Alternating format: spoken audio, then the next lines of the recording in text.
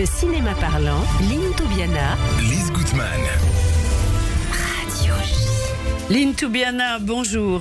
Bonjour Lise. Alors décidément, le cinéma israélien a le vent en poupe. On s'en est aperçu à votre festival à Cannes il y a 3 semaines environ. Un public incroyable. Et à Paris, en 8 jours, plus de 6000 entrées. Ça s'est terminé hier soir avec succès. Et évidemment, nous allons en parler avec vous. Alors, on va tout d'abord parler de ce documentaire, L'énigme de Monsieur Chouchani, que nous avons présenté en première Bien sûr. À Cannes. Et nous avons d'ailleurs... Et qui a connu un immense succès à Paris aussi. Et qui est repris, etc. Voilà. Alors, je résume un petit peu ce film. Eh bien, Michael Grispan, le réalisateur, a mené 10 ans d'enquête pour explorer la vie incroyable de ce personnage, de Monsieur Chouchani, de ce génie fou, d'érudit gigantesque et de nomade légendaire, maître d'Elie Wiesel et d'Emmanuel Levinas. On a vraiment pléthore de questions à lui poser et nous l'avons en ligne. Oui, Michael Grispan, bonjour. Bonjour. Merci. Bonjour à tous. Merci d'être avec nous ce matin et bravo pour ce film qui fait beaucoup parler de lui et que beaucoup de gens veulent encore découvrir. Merci Lynn. beaucoup. Alors, Michael, comment vous est venue cette idée de mener cette enquête et d'y consacrer 10 ans de votre vie ? Oui. Écoutez, d'abord, le personnage extraordinaire dont le sujet, Monsieur Chouchani, fait partie des 10 hommes les plus mystérieux de tous les temps. Ah oui. Il y a une liste comme ça, avec le masque de fer par exemple, et quelques autres. Ces personnages-là, dont on ne sait rien, qui ont influencé des milliers de personnes, on lui prête des pouvoirs surhumains, on disait qu'il se téléportait d'un endroit à l'autre, on disait qu'il savait tout. Ce qui est attesté, c'est qu'il avait une mémoire exceptionnelle, une mémoire photographique. Ça c'est avéré, on a fait même des tests. Il lisait un livre, le connaissait par cœur. Vous imaginez le pouvoir intellectuel que cela procure de pouvoir mémoriser comme ça des milliers de livres et de journaux et de noms et de langues voilà. Donc justement, Michael, cela lui a permis d'être sauvé pendant la guerre, d'avoir appris le Coran par cœur. C'est ça.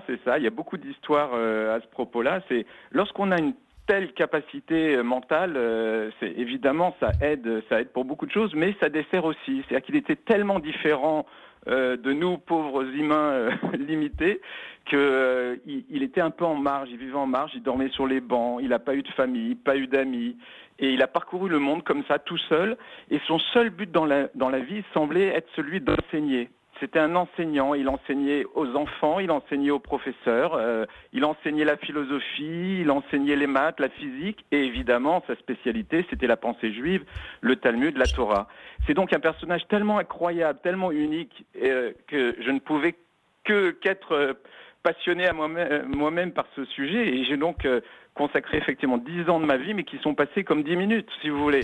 Chaque minute, chaque rencontre, chaque petit fait que je découvrais à son sujet m'ont passionné. Donc voilà, c'est un vrai bonheur. Justement, Michael Grispan, on sent votre enthousiasme. Est-ce qu'il enseignait ou il transmettait ? Alors, il enseignait. Vous avez raison de poser. Il y a une différence. Vous savez, on dit que chez les grands maîtres d'Israël, il y a ceux qui ressemblent au mont Sinaï, ceux qui sont simplement des transmetteurs, et ceux qui sont au Kerarim, c'est-à-dire qui déplacent des montagnes, c'est-à-dire des révolutionnaires, si vous voulez, ceux qui bouleversent tout. Lui, il faisait partie plutôt, c'était un peu les deux, mais c'était plutôt la deuxième catégorie.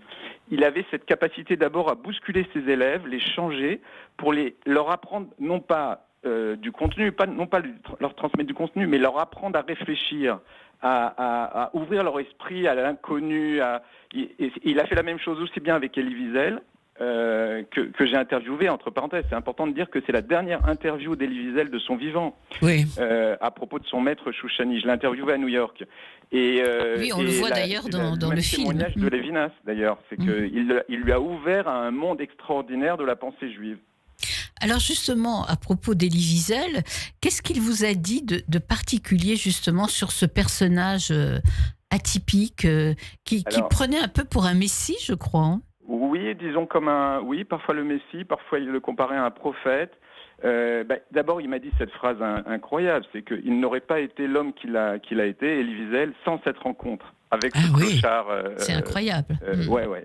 Et il faut rappeler que Elie Wiesel était un grand écrivain, mais il a été aussi prix Nobel, et on lui a proposé 2 fois d'être le président de l'État d'Israël, et qu'il a refusé. Mais pour vous dire l'importance de cet homme, aux États-Unis, il est considéré comme une icône, Elie Wiesel.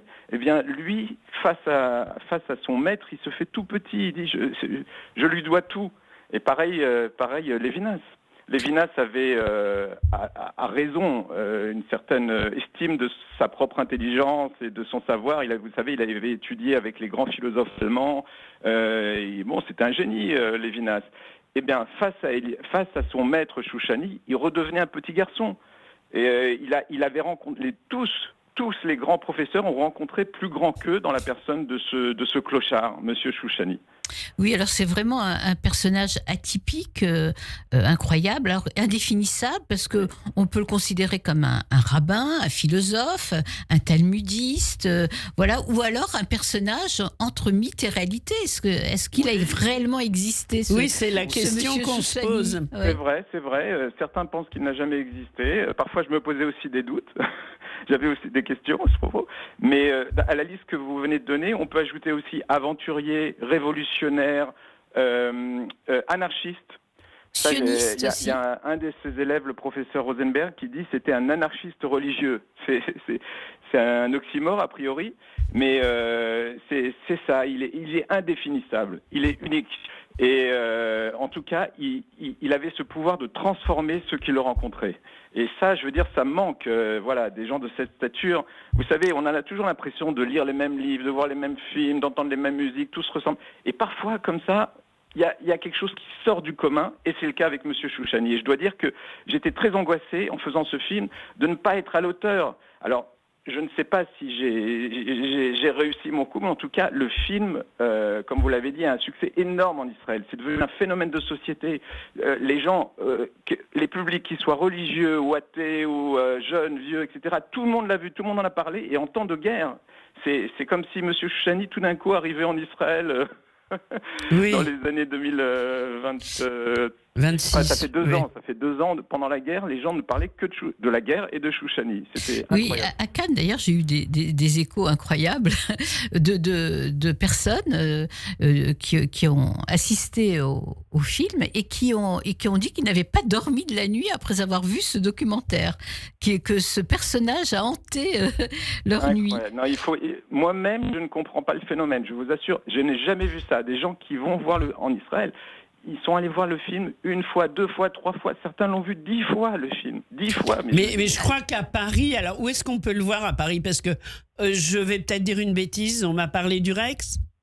Alors, il va passer à partir d'avril. Il va passer à partir d'avril en salle. Oui.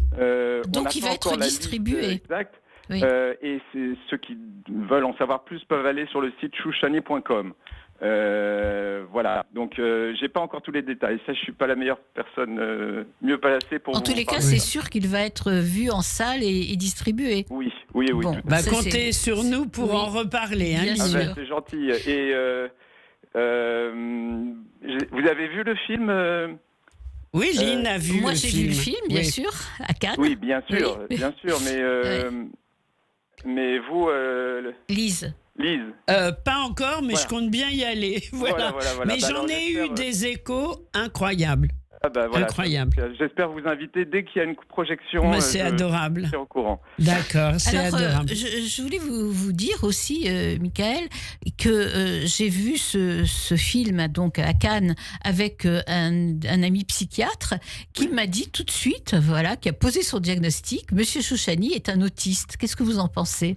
Alors, si vous vous souvenez, dans le film, je pose la question à un de ses élèves, le professeur Goldberg, et il balaye ça tout de suite. Il dit pas du tout. D'abord, c'est vrai que certains autistes ont une mémoire incroyable, apprennent le dictionnaire par cœur, etc. Et le professeur Goldberg me répond, mais Monsieur Chouchani, c'était pas ça. C'est pas simplement une mémoire phénoménale. C'était aussi un génie, c'est-à-dire qu'il faisait des liens. Il faisait des liens entre toutes ces connaissances. Il était bizarre, c'est vrai, il était étrange, il était différent de nous, il mangeait différemment, il parlait différemment, etc. Mais, si vous voulez, il présentait pas spécialement la première caractéristique, me semble-t-il, d'après ce que j'ai entendu, je suis pas spécialiste de l'autisme, c'est une méconnaissance, une mécompréhension de l'environnement social. Or, Monsieur Chouchani comprenait parfaitement l'environnement social. Certains disaient qu'il rentrait dans l'âme des gens, il les comprenait parfaitement, vous voyez. Donc voilà, je ne peux pas me prononcer, il ne me semble pas qu'il était autiste. D'accord. Alors c'était quand même un personnage, on le voit à travers tous les témoignages du film, un personnage assez dérangeant, qui n'avait pas vraiment une vie normale, on va dire, entre guillemets, mais il aimait beaucoup les jeunes filles. C'est vrai, ça revient dans le témoignage d'Elie Wiesel et d'autres. Alors je vais vous dire quelque chose d'amusant. Vous savez, on dit que dès qu'on s'approche de Chouchani, des malheurs interviennent. Et c'est vrai que lors de ces longues années de réalisation du film, j'ai rencontré beaucoup d'obstacles. Alors certains me disaient, voilà, c'est encore Chouchani. Et même à la toute fin, il y a une dame qui travaillait avec moi qui était chargée de la post-production, c'est-à-dire vraiment des derniers, si vous voulez, papiers, autorisation de la musique, des droits, etc. Et elle travaillait avec moi et elle me disait, Michael, j'aime beaucoup le film, mais il y a des petites choses à changer. Je lui dis, ah bon, quoi? Et elle me dit, voilà, il faut absolument retirer tous les passages où on critique Monsieur Chouchani. Je lui dis, quoi? Mais c'est des témoins. Elle m'a dit, non, mais on peut pas mettre des choses comme ça négatives sur un grand sage. Je lui dis, mais c'est pas moi, c'est les gens qui l'ont connu qui trouvent qu'il avait aussi des travers. Eh bien, figurez-vous qu'elle a décidé de démissionner. Elle m'a envoyé une lettre de démission en disant, je ne peux pas participer à un film qui dit du mal d'un grand sage, etc. Je me suis dit, oh là là. Ah là là, oui. Ça va malédiction très loin. Chouchani frappe. Chouchani déclenche des vraies passions, en fait. Oui. Et puis alors, on reste encore quand même avec un certain mystère. On n'a pas percé vraiment le mystère de cet homme qui avait de multiples identités, enfin dont l'errance identitaire était manifeste. On ne sait pas s'il s'appelait Rosenbaum, Perlman, Bensoussan. Oui. Alors bon, je vais faire quand même un petit spoiler, je crois qu'on dit divulgaché en français. Oui. Il y a effectivement, certains sont persuadés qu'il était séfarade, d'autres qu'il était ashkénaze. Effectivement, le nom d'Hillel Perlman revient très souvent, etc. Et ce que je pense, moi, c'est que c'était un piège tendu par Monsieur Chouchani. Parce que si vous voulez, c'était un géant de la pensée. D'accord ?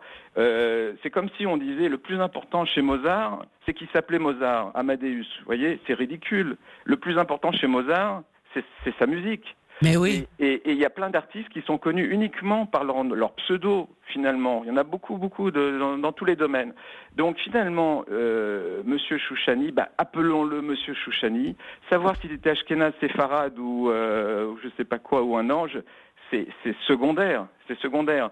Et c'est vrai que moi-même, j'ai commencé par m'intéresser à ça. Évidemment, j'ai entendu toutes les théories. Chaque théorie a certains... vous voyez, ça dépend des témoins. Certains me disent qu'il avait un accent séfarade. Bon, d'accord. D'autres me disent qu'il a... Non, c'était forcément yiddishisant parce que ceci, cela. Bon, finalement, qu'est-ce que ça apporte? Vous voyez? Oui, c'est ce qu'il a fait qui était important. Absolument. Alors moi, je voudrais quand même mettre l'accent, Michael, sur votre réalisation. La réalisation de ce documentaire qui, je dois dire, est extrêmement bien monté. Et puis, il y a des images, des dessins fabuleux. Merci beaucoup. C'est donc une équipe d'animation qui a fait ça. Et je dois préciser que c'était avant l'intelligence artificielle, parce que maintenant c'est beaucoup plus facile de faire de l'animation. Mais c'est toute une équipe, effectivement. On a essayé de faire avec le musicien, avec effectivement le montage. On a essayé de faire une œuvre d'art et aussi le scénario, etc. Je vous dis, j'en dormais pas la nuit. Est-ce que j'arriverais à faire passer un petit peu de ce qu'était Monsieur Chouchani à travers un film? Au vu des réactions du public, je crois réussi, que oui. Et alors, ce que je retiendrai aussi de ce personnage et de ce documentaire, c'est le message de Monsieur Chouchani, qui est celui d'étudier plus profondément. Donc là, c'est un message aussi qui est adressé... Universel, presque. Universel et adressé à la jeunesse. Oui. Donc, alors, c'est vrai, alors c'est facile à dire, c'est plus difficile à faire. La première chose qu'il nous demandait, c'était de nous remettre en question. c'est-à-dire d'être un peu humble, c'est-à-dire de penser toutes nos conceptions sont peut-être fausses. Tout ce qu'on croit savoir sur le sens de la vie, sur notre existence, sur le cosmos, tout ça, essayons de les remettre en question. Et ce que je dis souvent, c'est que si l'armée israélienne avait appliqué ce principe, le 7 octobre aurait peut-être été évité. Et la deuxième chose, vous avez raison, c'était d'approfondir toujours. Une fois qu'on s'est remis en question, d'essayer toujours d'aller plus loin, plus profondément, et y donner ses conseils, non seulement pour l'étude des textes, c'est-à-dire pas se contenter d'une lecture simple, ce qu'on appelle le pshat en hébreu, mais d'approfondir, de voir la signification, et puis de repasser. Il disait ça à tous ses élèves. Ne vous contentez pas d'une seule explication. Allez plus loin, approfondissez. Et effectivement, c'est assez universel. Eh bien, merci, Michael, d'avoir répondu à nos questions. Eh bien, merci pour ce beau documentaire à la fois esthétique et philosophique. Voilà, sur cet aventurier qui était Monsieur Chouchani. Alors, un documentaire qu'on courra revoir dès le mois d'avril. Et donc, le film s'intitule L'énigme de Monsieur Chouchani. Bonne journée, Michael Greenspan. Au revoir. Merci. Alors, Lynn, palmarès du Festival du cinéma israélien. Voilà. Nous avons assisté d'ailleurs toutes les deux hier soir. À la dernière, à ce palmarès. Eh bien, le meilleur court-métrage, Not My Weekend, de Rona Segal. Terrible, extraordinaire. Voilà, pas sur le 7 octobre, mais ce qui a précédé le 7 octobre. Oui. Et sur, indirectement, sur les aléas du destin. Voilà, c'est sur le destin. Ouais. Et c'est un documentaire incroyable. C'est un court-métrage, incroyable. Oui. Meilleur documentaire, c'est Unraveling Urva de Daki Dror. Eh bien, c'est après le 7 octobre, une agence qui a été créée après 1948 pour gérer la crise des réfugiés palestiniens. C'est sur l'UNRWA, cette histoire de cette agence que Daki Dror a fait son documentaire. Eh bien, c'est 75 ans plus tard, donc après sa création, eh bien, ce documentaire interroge sur le rôle, sur les dérives, les conséquences politiques et aussi humanitaires de sa pérennisation. Voilà. Et enfin, le prix du jury qui est en fait et le prix du meilleur film, pas le prix du jury, le prix du public, selon le public, alors eh bien, c'est Nandari de Eti Tsiko. En géorgien, ça veut dire celle que je désire. Voilà, c'est un premier film qui se situe en Géorgie, dans un village sur les montagnes enneigées. Et il est question de nombreux thèmes dans ce film: le patriarcat oppressant, les mariages arrangés, voilà, la rencontre des cultures, et puis aussi une rencontre amoureuse entre guillemets. Voilà, avec de très beaux films. De très beaux paysages de Géorgie dans ce film. Vraiment. Alors, un film aussi qui a eu du succès, c'était un film sur la Hora, l'histoire de la Hora israélienne, cette danse mythique. Qu'on adore, n'est-ce pas, Élise? Et qu'on danse tous, plus ou moins bien, mais qu'on aime danser. Oui. C'est un documentaire de Avi Weissblay. Et c'est 100 ans après la naissance de la Hora. Eh bien, ce film de Avi Weissblay retrace son histoire à travers les voix de celles et ceux qui l'ont façonné. Et puis, il y a beaucoup de femmes pionnières de cette Hora là, qu'on entend. Ça nous donne envie de danser. Ça donne envie, là. On a les pieds qui bougent tout seuls. Eh bien, ces femmes pionnières racontent l'apport des styles venus d'Orient et d'Occident pour la Hora. Voilà. On a vraiment envie de faire une Hora là dans le studio. Mais on va se retenir quand même. Oui, parce qu'on a quand même un casque sur les oreilles, ça bloque un peu. Allez, on écoute 20 secondes là.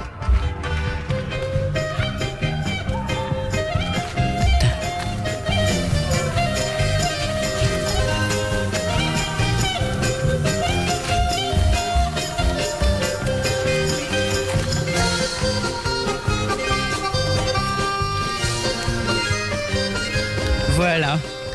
La Hora, un film magnifique. Alors, justement, Lynn, on va donc ce festival, bien sûr, on en a été très heureux. Il a eu un succès fou en plein milieu d'une guerre où Israël est impliqué. Évidemment, les réalisateurs n'ont pas pu venir. Ils nous ont envoyé des messages et on est de tout cœur avec eux. En tous les cas, félicitations aux organisateurs. Voilà. Alors, on va parler maintenant rapidement de l'actualité du cinéma avec un film de Brandon Kramer. Oui, Holding Layat. Alors, je ne peux pas vous parler aujourd'hui de beaucoup de sorties des films français ou américains qui sont sortis cette semaine parce que j'étais tous les jours au festival du cinéma israélien. Donc, on ne peut pas être... on peut pas être partout à la fois. On peut pas être partout. Alors, je voudrais reparler parce que j'en ai parlé déjà au sujet de mon festival à Cannes, que j'ai programmé en avant-première aussi, parce que c'est un film qui sort le 1er avril. Oui. Qui a eu le meilleur documentaire à Berlin. Donc, c'est ce film, Holding Layat de Brandon Kramer. Ce n'est pas un film sur le 7 octobre, mais c'est un film sur l'expérience d'une famille qui fait tout pour la libération, une famille israélo-américaine qui fait tout pour libérer Layat, qui a été enlevée avec son mari Avi lors de l'attaque du kibbutz Nir Oz.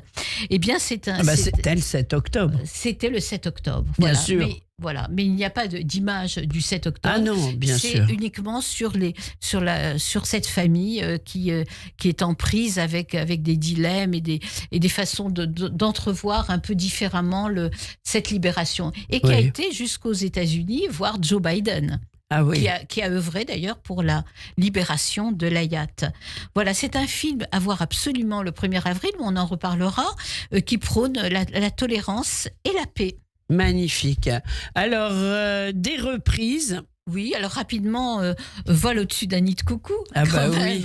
Hein, c'est un film qui date de 1975. Qu'on a tous vu à l'époque. On l'a tous vu, bien sûr, avec Jack Nicholson, qui a eu plein d'Oscars. Voilà, on le sait, c'est un film sur les thérapies cruelles de l'hôpital psychiatrique. À l'époque, terrible. Ouais. Oui. Une autre reprise, c'est La Dame de Shanghai d'Orson Welles, 1947. C'est un thriller américain. Très beau thriller. Alors, magnifique, avec Rita Hayworth et Orson Welles. C'est un film noir, voilà, avec justement un noir et blanc somptueux. Et à faire découvrir à ses ados. Absolument, parce que vraiment, c'est un thriller sur la femme fatale, le meurtre, la manipulation, mais c'est un film extraordinaire. Et puis, on va terminer avec Alain Souchon. Oui, alors voilà, comme d'habitude, voilà. Alain Souchon, Le concert au cinéma. C'est un film de Thierry Teston. Et c'est une création à 6 mains parce que Alain Souchon revisite son répertoire avec ses fils. Génial. Qui s'appellent Ours et Pierre Souchon. Voilà. Magnifique. Lynn, on se retrouve la semaine prochaine. Même heure, même studio. Merci pour votre enthousiasme et on vous retrouve mercredi prochain. Au revoir, merci. À bientôt. D'avoir les quantités de choses qui donnent envie d'autre chose. Ça, c'est uniquement sur Radio J. Radio J. Radio J.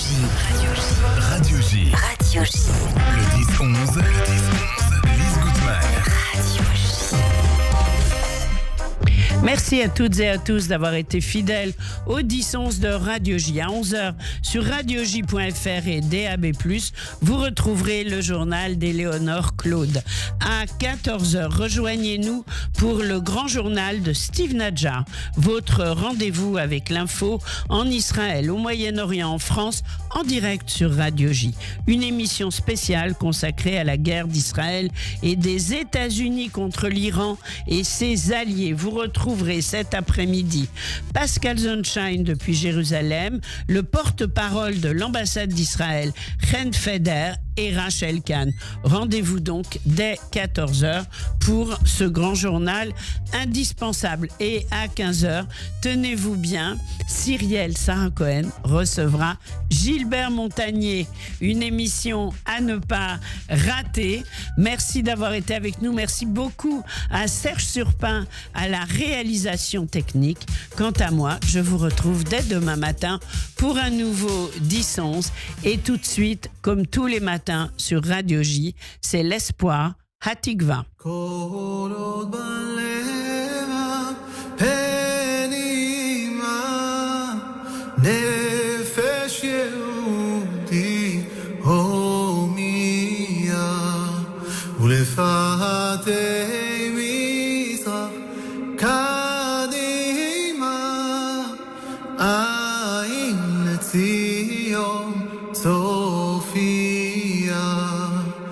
Oh